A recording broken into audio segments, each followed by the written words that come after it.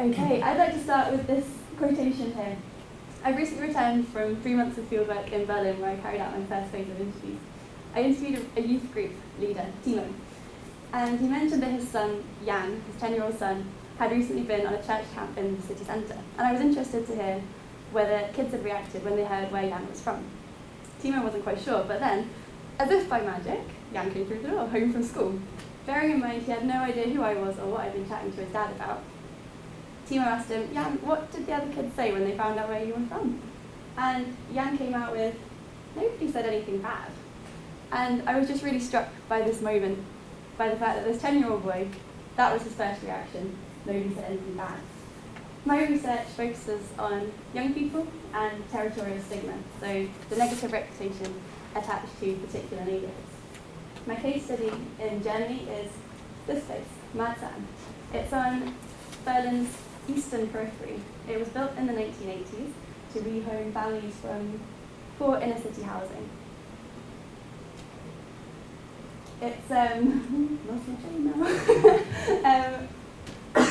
The area after the fall of the Berlin Wall, the area suffered a mass exodus and many people left. Since then, it's gained a reputation for crime, desolation, and for far-right extremism. So this is my case study, and one of the questions I'm asking is, what does territorial stigma mean for young people there? And I'd like to present 2 tentative research findings from my first wave of interviews. The first one is that the young people I spoke to didn't grow up thinking that they lived in a particularly bad area. It's something that they learn. So I was interested in their first encounter with that territorial stigma.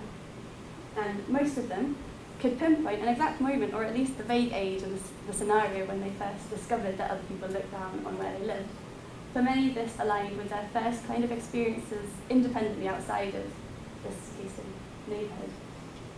And I think this is important to remember, because if we believe what we're told over and over again, that some places are just bad, that they're bad areas, they're sinker states, or in Germany, problem quarters, then we can forget that actually these places are stigmatised by certain actors, and we need to ask by who and for what reason.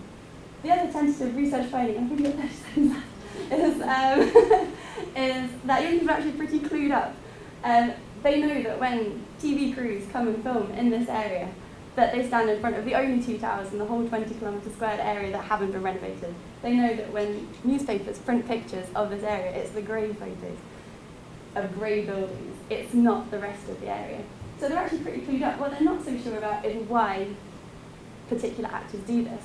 And that's why I'm returning next week back to Berlin to do some co-research with 20 young people to try and get a little bit deeper around their understandings of the production of stigma.